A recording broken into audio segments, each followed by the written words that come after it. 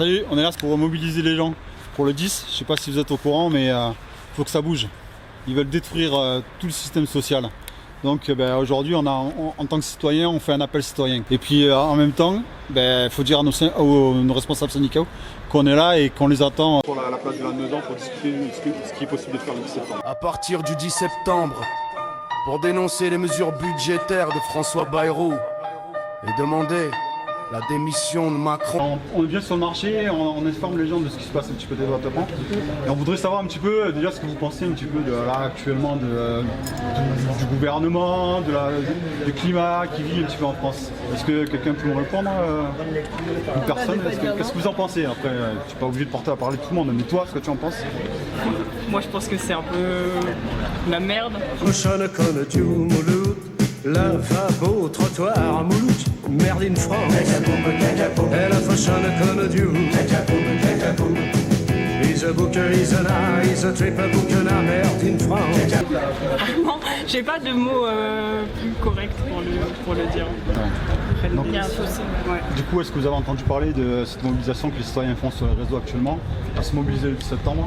Si vous n'en avez pas parlé, est-ce que vous, en tant que jeune, vous serez prêt à vous mobiliser ce jour-là et plus tard quoi? Qu'est-ce que vous en pensez de ça aussi? Évidemment. Ouais. Faut porter la voix des citoyens. Puis on est sur la première ligne de tir. Et le souci, c'est que le gouvernement il a une petite tendance à pas écouter et on a vu toutes les mobilisations qu'il y a eu ces dernières années et qui ont abouti à rien. Mais il ne faut pas que ça nous désespère parce que sinon juste on fait plus rien et on se laisse faire par un gouvernement un peu dictateur. Mais et puis en France on est vachement rebelle. Garder espoir, ouais. Il faut garder cet aspect rebelle.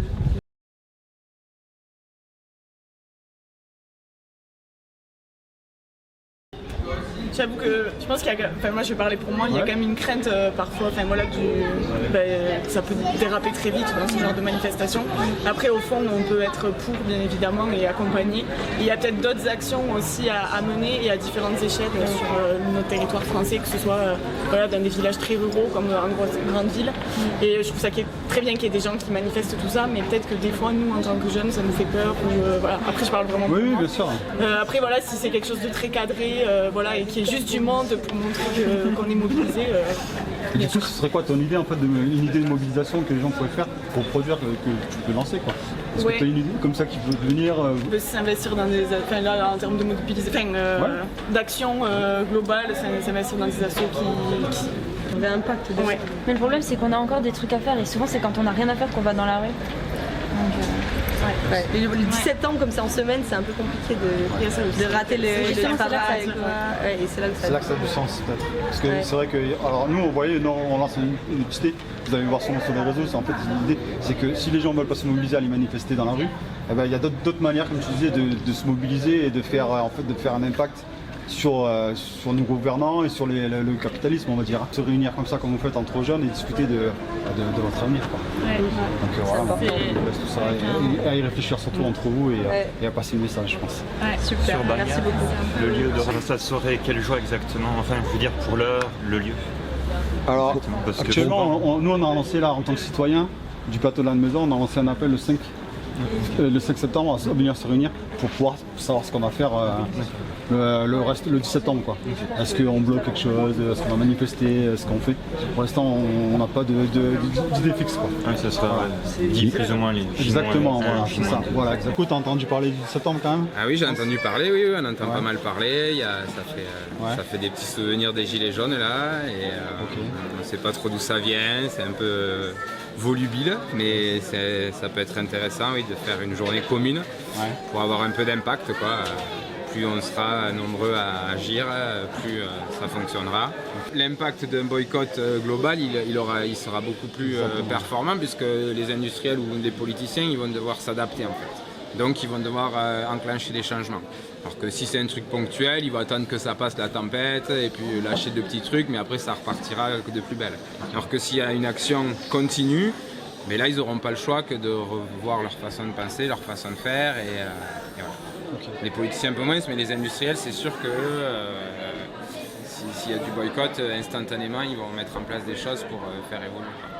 Merci beaucoup. Voilà. Est-ce que vous avez entendu parler de l'appel citoyen qui se fait en ce moment sur les réseaux et qui commence à monter en puissance? L'appel du 10 septembre, en fait, Est-ce que vous en avez entendu parler? J'ai Quoi quelque chose, mais je ne suis pas. D'accord. Donc alors je vous explique vite fait, c'est un appel citoyen qui a été fait sur les réseaux sociaux.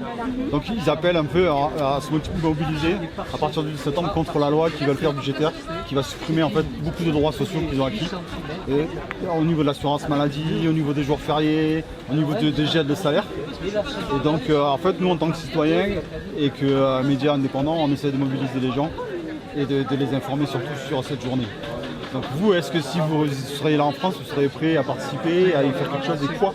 Si vous avez des idées là-dessus, qu'est-ce que vous feriez pour essayer de regagner tout ça quoi? Vous au Guatemala par exemple, dans votre pays, qu'est-ce qui se passe pour essayer de garder des droits À Guatemala, c'est beaucoup plus radical. La dernière fois qu'ils ont essayé de retirer des droits ou de faire quelque chose de dramatique, surtout la population indigène, ils ont bloqué les principaux chemins du pays. Alors ça a duré tous les pays pour plusieurs jours. Alors ça faisait une pression énorme.